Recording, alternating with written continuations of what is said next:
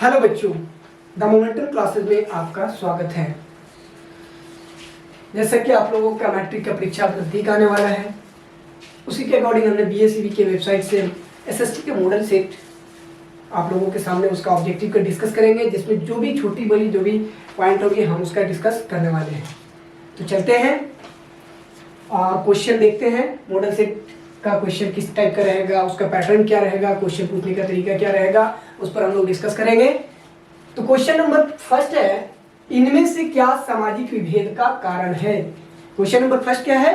Question number first है, इनमें से क्या सामाजिक विभेद का कारण है। ऑप्शन ए है भाषा, ऑप्शन बी है धर्म, ऑप्शन सी है जाति और ऑप्शन डी है इनमें से सभी। तो सामाजिक विभेद में क्या होता है? सबसे पहले हम लोग सामाजिक विभेद के बारे में जानेंगे।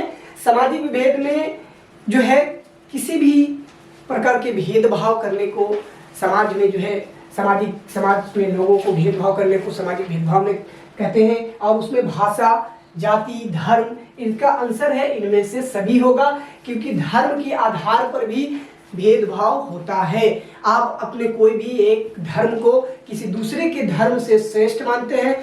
फिर जाति के ऑप्शन बी में आता है जाति, ऑप्शन बी में जाति भी है, तो जाति को भी जो है कि उसमें भी भेदभाव, सामाजिक भेदभाव किया जाता है। सामाजिक भेदभाव में जाति का क्या है कि हम अपने जाति के अनुसार दूसरे की जाति को जो है कि दूसरे के जाति से अपने जाति को सर्वश्रेष्ठ मानते हैं, श्रेष्ठता देते हैं, तो इसमें भी सामाजिक भेदभाव हो सकता है। फिर भाषा के आधार पर भी सामाजिक भेदभाव हो सकता है। भाषा के आधार पर भी सामाजिक, हम अपने भाषा को किसी दूसरे की भाषा से अपने भाषा को तरजीह ज़्यादा देते हैं, तवज्जो ज़्यादा देते हैं, श्रेष्ठता ज़्यादा देते हैं, तो उससे भी सामाजिक भेदभाव का कारण है। इसलिए इसका आंसर सही क्या होगा? इनमें से सभी। इसका आंसर होगा इनमें से सभी। क्वेश्चन था कि इनमें से क्या सामाजिक भेद का कारण क्या है, तो इनमें से सभी है भाषा, जाति और धर्म, ये तीनों होगा। दूसरा क्वेश्चन के पर हम लोग आते हैं। दूसरा क्वेश्चन क्या कहता है? स्वतंत्रता के मूल अधिकार का संबंध किस अनुच्छेद में है। क्वेश्चन क्या कहता है कि स्वतंत्रता के मूल अधिकार का संबंध किस अनुच्छेद में है। ऑप्शन आता है अनुच्छेद ए में ही, ऑप्शन ए में है अनुच्छेद 14, ऑप्शन बी में है आपका अनुच्छेद 15 और ऑप्शन सी में है आपका अनुच्छेद 19, ऑप्शन डी में है अनुच्छेद 18। इनमें से सही कौन है, इसके बारे में हम लोग, तो सबसे पहले हम लोग बात करते हैं मूल अधिकार के बारे में। मूल अधिकार का सर्वप्रथम जो है विकास जो हुआ ब्रिटेन में तब हुआ जब 1215 में वहां के सम्राट जॉन को वहां की जनता के द्वारा प्राचीन स्वतंत्रताएं को मान्यता प्रदान करने के लिए मैग्ना कार्टा पर हस्ताक्षर करने को बाध्य किया। उसके बाद ब्रिटिश की जनता ने 1689 में वहां के सम्राट को जो है कि उन सम्राटों के द्वारा दिए गए मूल अधिकारों को, वहां के दिए गए अधिकारों के विधेयक पर हस्ताक्षर करने को मजबूर कर दिया गया, जो उन सम्राटों के द्वारा वहां के जनता को दिए गए थे। तो मूल अधिकार का सर्वप्रथम विकास ब्रिटेन में हुआ था 1215 में और 1689 में। उसके बाद अब बात करते हैं भारत में मूल अधिकारों की बात करेंगे। तो भारत के संविधान के भाग 3 के अनुच्छेद 12 से 30 तथा 32 और 35 यानी कि टोटल 23 अनुच्छेद में मूल अधिकारों का वर्णन किया गया, जो किसी भी विश्व के लिखित संविधान से सबसे ज्यादा उल्लेख किया गया है। हमारे संविधान में इसके बारे में ज्यादा बताया गया, ज्यादा तरीके से वर्णन किया गया है। और मूल अधिकार को हम परिभाषित करते हैं। मूल अधिकार का मतलब जो व्यक्ति के अधिकारों को व्यक्ति के व्यक्तिगत के रूप में आवश्यक है। व्यक्ति के विकास के ये मूल अधिकार का जो है, मूल अधिकार को परिभाषित जो हम करते हैं व्यक्ति के व्यक्तिगत के लिए आवश्यक है, जिसमें ये अधिकार जो है व्यक्ति के बौद्धिक हो गए, नैतिक हो गया, आध्यात्मिक विकास के लिए आवश्यक है। तो अब इसमें ऑप्शन मेरा क्या है, सही कौन होगा? स्वतंत्रता के मूल अधिकार का संबंध का किस अनुच्छेद से संबंधित है? तो ऑप्शन ए मेरा है अनुच्छेद 14, ऑप्शन बी मेरा है अनुच्छेद 15, ऑप्शन सी है अनुच्छेद 19 और ऑप्शन डी है अनुच्छेद 18। तो इसमें अनुच्छेद 14 का पहले हम लोग जिक्र करते हैं। अनुच्छेद 14 में बताया गया विधि की समक्ष समता, यानी कि विधि के समक्ष समता। क्या है अनुच्छेद 14? विधि के समक्ष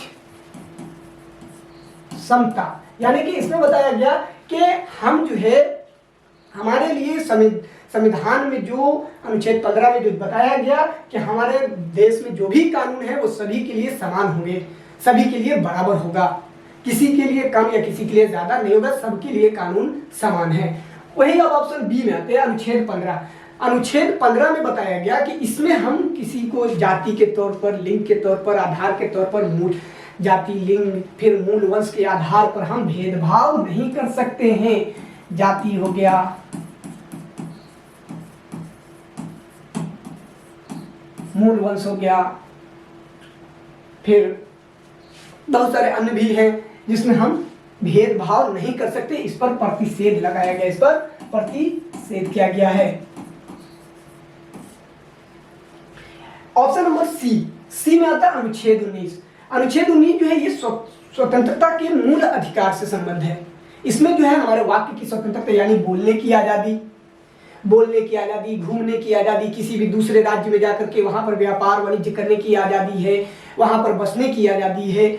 और ऑप्शन डी जो है अनुच्छेद 18 में, ऑप्शन डी अनुच्छेद 18 का संबंध है उपाधियों का अंत। अब उपाधियों का अंत क्या होता है? उपाधियों का अंत जो होता है इसमें हम जो है कि राज्य के सैन्य और विधा से सिर्फ हम उपाधि प्राप्त कर सकते हैं, अन्यथा किसी से नहीं। राज्य अपने देश के नागरिक जो है किसी भी विदेशी राज्य में जाकर के वहां से हम उपाधि प्राप्त नहीं कर सकते हैं। तो ये अनुच्छेद 18 उपाधियों का अंत। इसलिए हमारा आंसर कौन सा सही होगा? स्वतंत्रता के मूल अधिकारों का संबंध किस अनुच्छेद से है? तो इसका आंसर मेरा होगा अनुच्छेद 19। अनुच्छेद 19 जिसमें हमें बोलने की आजादी है, अपने सोच को व्यक्त करने की आजादी है, उसके बाद हमें जो है घूमने की आज़ादी है, कहीं दूसरे जगह जाकर बसने की आज़ादी है, दूसरे राज्य में जाकर व्यापार करने की आज़ादी है। अपने भारत देश के किसी भी राज्य में हम जा सकते हैं, वहां पर व्यापार कर सकते हैं, वहां घूम सकते हैं, वहां बस सकते हैं। तो ये था मेरा दूसरा क्वेश्चन का आंसर अनुच्छेद 19। अब हम डिस्कस करते हैं क्वेश्चन नंबर 3, सवाल नंबर 3 पर हम लोग आते हैं, जिसमें कहा गया कि इनमें से कहां सर्वप्रथम महिलाओं को वोट का अधिकार मिला? इनमें से किस देश में सर्वप्रथम महिलाओं को वोट का अधिकार मिला? क्वेश्चन क्या है? इनमें से कहां सर्वप्रथम महिलाओं को वोट का अधिकार मिला? ऑप्शन ए आता है फ्रांस, ऑप्शन बी है रूस, ऑप्शन सी है England and option D Bharat. अब आते हैं हम लोग फ्रांस, रूस, इंग्लैंड और भारत। एक एक करके हम सबके बारे में डिस्कस करेंगे कि कहां पर किस देश में कब मिला, महिलाओं को वोट देने का अधिकार कब मिला, उस पर हम लोग डिस्कस करेंगे। सबसे पहले हम लोग आते हैं फ्रांस। फ्रांस में जो है, फ्रांस में वोट देने का अधिकार जो है 1946 में मिला। कब मिला? 1946 में मिला। फ्रांस में 1946 में वहां के महिलाओं को वोट देने का सबसे प्रथम बार अधिकार मिला। उसके बाद रूस में जो है, रूस की क्रांति के समय, रूस की क्रांति के समय में 1917 में मिला वोट देने का अधिकार। रूस की महिलाओं को कब मिला था? रूस की क्रांति 1917 में मिला। उसके बाद ऑप्शन सी में आते हैं इंग्लैंड। इंग्लैंड में जो है कि 1928 में यहाँ के महिलाओं को वोट देने का अधिकार मिला। 1928 में इंग्लैंड की महिलाओं को वोट देने का अधिकार मिला। 1928 में इंग्लैंड की महिलाओं को वोट देने का अधिकार मिला। अब बात करते हैं हम अपना भारत। भारत में महिलाओं को वोट देने का अधिकार कब मिला? भारत में महिलाओं को वोट देने का अधिकार 1919 भारत सरकार अधिनियम के तहत 1919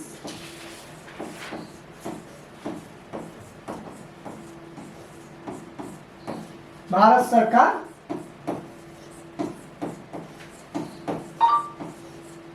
अधिनियम के तहत इनको महिलाओं को वोट देने का अधिकार मिला था। उसके बाद 1951 में जब पहली बार आम चुनाव जब हुआ, 1951 में आम चुनाव के समय इनको महिलाओं को वोट देने का अधिकार पूर्ण रूप से दे दिया गया था।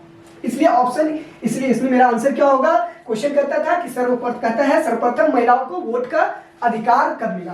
सर्वप्रथम महिलाओं को वोट का अधिकार, तो इसमें मेरा आंसर जो होगा वो रूस होगा सर्वप्रथम, क्योंकि रूस की क्रांति 1917 में मिला। क्योंकि आपका फ्रांस में 46 में मिलता है, रूस में 17 में मिलता है, भारत में 1919 और 1951 में जो है कि भारत जब आजाद हो गया उसके बाद 1919 भारत सरकार अधिनियम के तहत जब ब्रिटिश के अधीन थे भारत, उस वक्त जो है कि 1919 में भी मिला था। हालांकि महिलाओं ने बहुत जद्दोजहद किया तब जाकर के महिलाओं को वोट देने का अधिकार प्राप्त हुआ। उसके बाद इंग्लैंड को 1928 में मिला। तो रूस की क्रांति 1917 जब हुआ उसी समय महिलाओं को वोट देने का अधिकार मिला, इसलिए इसका आंसर सही होगा ऑप्शन नंबर बी। अब हम लोग आगे चलते हैं, क्वेश्चन नंबर 4 पर हम लोग डिस्कस करेंगे। क्वेश्चन नंबर 4 का डिस्कस करेंगे। क्वेश्चन नंबर 4 कहता है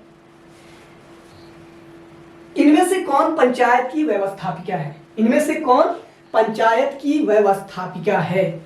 ऑप्शन ए है ग्राम सभा, ऑप्शन बी है ग्राम रक्षा दल, ऑप्शन सी है ग्राम कचहरी और ऑप्शन डी इनमें से सभी। क्वेश्चन क्या है? क्वेश्चन है कि पंचायत की व्यवस्थापिका है, क्या है? ग्राम कचहरी है, ग्राम सभा है, ग्राम रक्षा दल है या इनमें से सभी होगा? तो इसका आंसर जो होगा इनमें से सभी होगा। अब हम लोग एक एक पर थोड़ा सा डिस्कस कर लेते हैं ऑप्शन पे। ऑप्शन ए मेरा कहता है ग्राम सभा। ग्राम सभा क्या होता है? ग्राम सभा जो होता है, ग्राम सभा पंचायत स्तर का सबसे बड़ा संस्थान है। पंचायत स्तर का सबसे बड़ा संस्थान है और इसमें जो है हमारे मतदाता शामिल होते हैं। ग्राम सभा में हमारे मतदाता शामिल होते हैं। ग्राम रक्षा दल, ग्राम रक्षा दल जो है ये क्या है? ग्राम रक्षा दल जो है ये हमारा एक सुरक्षा संस्थान है, पंचायत का सुरक्षा संस्थान है जिसमें हमारे ग्राम को सुरक्षा प्रदान किया जाता है। उसके बाद ग्राम कचहरी, ग्राम कचहरी में हम लोग ग्राम कचहरी क्या? ये एक न्यायिक संस्थान है। क्या है? न्यायिक संस्थान। ग्राम कचहरी एक न्यायिक संस्थान है। इसमें जो है हमारे ग्राम में कोई भी न्याय का निपटान किया जाता है, इसलिए इसका आंसर पंचायत की व्यवस्थापिका में ये सभी आ जाते हैं, ग्राम रक्षा दल, ग्राम सभा और ग्राम कचहरी। अब हम लोग डिस्कस करते हैं क्वेश्चन नंबर 5। क्वेश्चन नंबर 5 मेरा क्या कहता है? विदेश नीति को किस सूची में रखा गया है? विदेश नीति को किस सूची में रखा गया? विदेश नीति को किस सूची में रखा गया? जैसा कि हम लोग जानते हैं कि सूची 3, संघ सूची, राज्य सूची और समवर्ती सूची। संघ सूची, राज्य सूची और समवर्ती सूची। संघ सूची के बारे में सबसे पहले हम लोग बात करते हैं। संघ सूची जो होता है, संघ सूची में विदेश नीति, व्यापार नीति, सुरक्षा से संबंधित होता है और भी अन्य होता है। विदेश नीति इसमें संघ सूची में आता है। ऑप्शन बी में आता है राज्य सूची। राज्य सूची में शिक्षा, स्वास्थ्य, पंचायती राज, अन्य शामिल हैं। और ऑप्शन सी जो है समवर्ती सूची। समवर्ती सूची में महिला एवं बाल विकास, पर्यावरण संरक्षण, जल संचय, ये सभी इसमें शामिल हैं। तो इसका क्वेश्चन मेरा क्या कहता है? विदेश नीति। तो विदेश नीति को किस में रखा जाता है? तो संघ सूची, क्योंकि अभी हमने आपको बताया कि विदेश सूची, विदेश नीति जो है, विदेश नीति हो गया या विदेश व्यापार हो गया, सुरक्षा हो गया, ये सभी को संघ सूची के अंतर्गत रखा गया है। और राज्य सूची में क्या क्या रखा जाता है? राज्य सूची में आपका शिक्षा, स्वास्थ्य, पंचायती राज, ये सभी जो है राज्य सूची के अंतर्गत आता है, शिक्षा। उसके बाद समवर्ती सूची में क्या आ जाता है? समवर्ती सूची में आ जाता है भ्रष्टाचारों का निपटान, या फिर जाकर के आपका क्या कहते हैं पर्यावरण संरक्षण, जल संचय, उसके बाद महिला एवं बाल विकास के बारे में, ये सभी जो है समवर्ती सूची के अंतर्गत आता है। अब हम लोग क्वेश्चन नंबर डिस्कस करते हैं, क्वेश्चन नंबर 6 का। क्वेश्चन नंबर 6 क्या कहता है? सूचना का अधिकार विधेयक, सूचना का अधिकार नामक विधेयक कब पारित हुआ? सूचना का अधिकार नामक विधेयक कब पारित हुआ? ऑप्शन है 1996, ऑप्शन बी है 2002, ऑप्शन सी है 2004 और ऑप्शन डी 2005। सूचना का अधिकार नामक विधेयक कब पारित हुआ? तो सूचना का अधिकार विधेयक, सबसे पहले हम बात करते हैं सूचना का अधिकार अधिनियम है क्या? सूचना का अधिकार अधिनियम है भ्रष्टाचारों को रोकना, भ्रष्टाचारों को रोकना, या भारत के कोई भी नागरिक किसी भी सरकारी महकमे से जानकारी प्रदान कर सकते, जानकारी प्राप्त कर सकता है। और उस सरकारी महकमे के जो भी उनको जो है कि भारत के नागरिक को 30 दिनों के भीतर उसकी उत्तर देनी होती है। जो भी उन्होंने सवाल किया हो, जो भी सूचना मांगा हो, तो सूचना का अधिकार अधिनियम के तहत 30 दिनों के भीतर जो है कि उनको उत्तर देनी होती है। और इसका स्थापना जो हुआ था, इसका स्थापना 21 जून 2005 को पारित हुआ। 21 जून 2005 को पारित हुआ और 20 दिसंबर 2005, 20 दिसंबर 2005 को राष्ट्रपति के हस्ताक्षर के बाद इसको जो है कि इस विधेयक को प्रभावी रूप में लाया गया।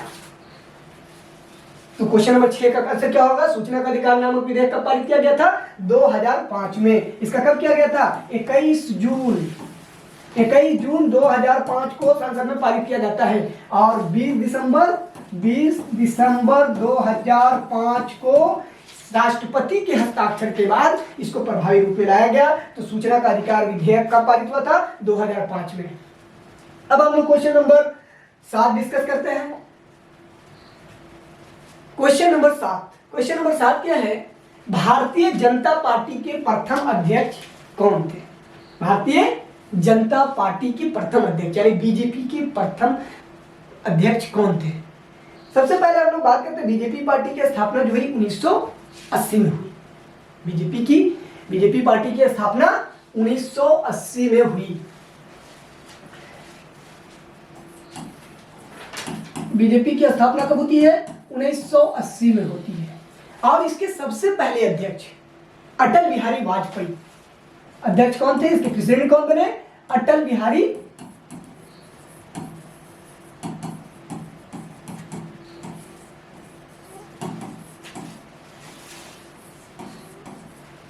वाजपेयी जी बने थे। इसके सबसे प्रथम अध्यक्ष थे अटल बिहारी वाजपेयी जी, जिनका अभी कुछ साल पहले उनका निधन हो गया। 16 अगस्त 2018 को उनका जो है निधन हो गया और उनको भारत रत्न 2015 में मिला। उनका निधन कब हुआ? अटल बिहारी वाजपेयी जी का निधन जो हुआ 16 अगस्त 2018 को उनको निधन होता है और उनको भारत रत्न कब दिया गया था? 2015 को उनको 2015 को भारत रत्न दिया गया था। कब दिया गया था? 2015 को भारत रत्न उनको दिया गया था। तो बीजेपी पार्टी का स्थापना 1980 में और उनके प्रथम अध्यक्ष अटल बिहारी वाजपेयी जी थे। इसका आंसर होगा B number, option B, Atal Bihari Vajpayee. बाद में ये जो है बीजेपी पार्टी की तरफ से प्रधानमंत्री भी भारत के रह चुके हैं। अब हम लोग क्वेश्चन नंबर 8 पर डिस्कस करते हैं।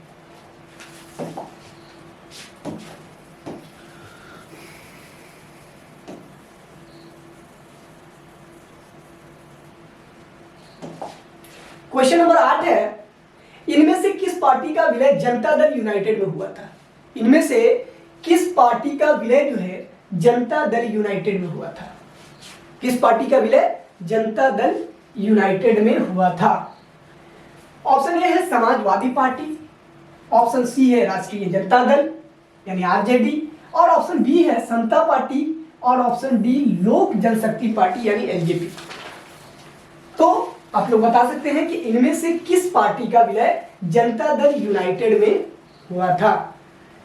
इसमें ऑप्शन नंबर बी सही है, समता पार्टी का विलय जनता दल यूनाइटेड में हुआ था। जनता दल यूनाइटेड का स्थापना जो होता है, जनता दल यूनाइटेड का स्थापना 2003 में होता है। जनता दल यूनाइटेड पार्टी की स्थापना कब होती है? 2003 में। 2003 में समता पार्टी, लोक शक्ति पार्टी में शरद यादव जी थे, उनके फैक्शन से मर्जर होकर करके ये पार्टी बना। बाद में लोक शक्ति पार्टी भी जो है कि जनता दल यूनाइटेड में विलय हुआ था। तो इसलिए इसका आंसर होगा इनमें से किस पार्टी का विलय जनता दल यूनाइटेड में हुआ था? तो इसका आंसर सही होगा समता पार्टी। अब हम लोग बात करते हैं क्वेश्चन नंबर 9। किस संवैधानिक संशोधन के द्वारा संविधान की प्रस्तावना में धर्मनिरपेक्ष शब्द जोड़ा गया? किस संवैधानिक संशोधन के द्वारा संविधान की प्रस्तावना में धर्मनिरपेक्ष शब्द को जोड़ा गया था? ऑप्शन ए है 40वां, ऑप्शन बी है 42वां, ऑप्शन सी है 44वां और ऑप्शन डी है 48वां। इनमें से कौन सा संवैधानिक संशोधन था जिसमें जो है कि धर्मनिरपेक्ष शब्द को जोड़ा गया था? सबसे पहले बात करते हैं हम लोग संविधान संशोधन 40वां। ये जो हुआ 1976 में। कब होता है? 1976 में। इसमें 9वीं अनुसूची के अनुसार कुछ अधिनियम को जोड़ा गया था। 9वीं अनुसूची के तहत कुछ अधिनियम के 9वीं सूची अधिनियम के तहत कुछ इस विषय को जोड़ा गया था। उसके बाद बात करते हैं हम लोग अनुच्छेद 42वां, ये भी 1976 में ही हुआ था। ये भी कब हुआ था? 1976 में ही हुआ था। और इस समय इंदिरा गांधी की सरकार थी और इन्हीं के समय में इस संविधान में बहुत कुछ जोड़ा गया था। इस संविधान में बहुत कुछ जोड़ा गया था। उसी समय जो है कि धर्मनिरपेक्ष शब्द का भी इसमें ऐड किया गया था। धर्मनिरपेक्ष शब्द का किस संविधान संशोधन में जोड़ा गया था? 42वां संविधान संशोधन में धर्मनिरपेक्ष शब्द को जोड़ा गया था। धर्मनिरपेक्ष शब्द को 42वां संविधान संशोधन में जोड़ा गया था। और 44वां संविधान संशोधन के तहत जो है इसमें संपत्ति के अधिकार को, संपत्ति के मूल अधिकार को विधिक अधिकार बना दिया गया। इसमें ये जो है कब हुआ था? ये 44वां संविधान संशोधन जो है 1978 में हुआ था। ये 1978 में हुआ था और इसमें जो है संपत्ति के मूल अधिकार को विधिक अधिकार बना दिया गया और लोकसभा और राज्य विधानसभाओं के अवधि को पुनः फिर से 5 साल लागू कर दिया गया। पुनः 5 साल लागू कर दिया। लोकसभा और राज्य विधानसभाओं के सदस्यों की अवधि को पुनः 5 साल लागू कर दिया गया। और उसके बाद 48वां संविधान संशोधन 1984 में होता है। कब होता है? 1984 में 48वां संविधान संशोधन। तो क्वेश्चन क्या था मेरा कि किस संवैधानिक संशोधन के तहत उस प्रस्तावना में धर्मनिरपेक्ष शब्द को जोड़ा गया था? तो ऑप्शन नंबर बी सही है। 42वां संविधान संशोधन 1976 के द्वारा जो है कि धर्मनिरपेक्ष शब्द जोड़ा गया था। अब हम लोग डिस्कस करते हैं क्वेश्चन नंबर 10।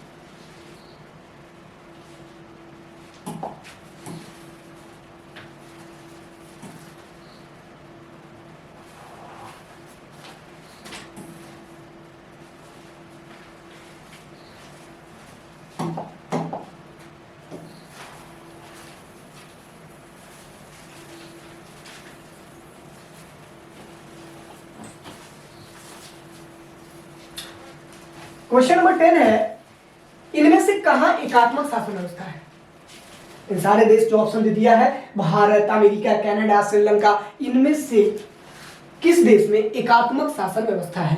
कहां एकात्मक शासन व्यवस्था है? इनमें से कहां एकात्मक शासन व्यवस्था है? ऑप्शन ए है Bharat, option B America, option C Canada और option D Sri Lanka.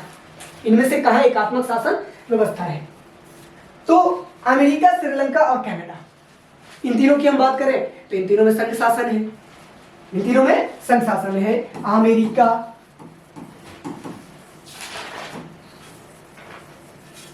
Canada and Sri Lanka, ये तीनों में संघ शासन है। क्या है?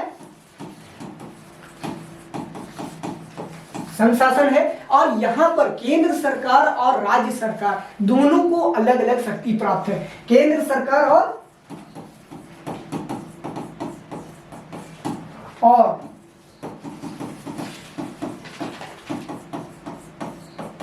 राज्य सरकार दोनों को अलग अलग शक्ति प्रदान है। इसलिए यहां पर तो एकात्मक शासन व्यवस्था नहीं है, लेकिन भारत में एकात्मक शासन व्यवस्था है।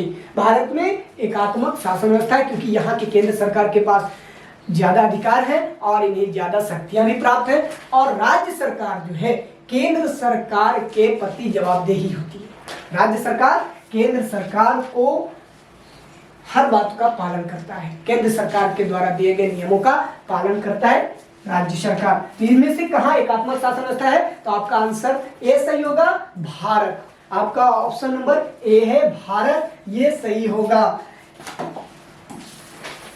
Option number A Bharat. कहां एकात्मक शासन व्यवस्था है? तो भारत में है।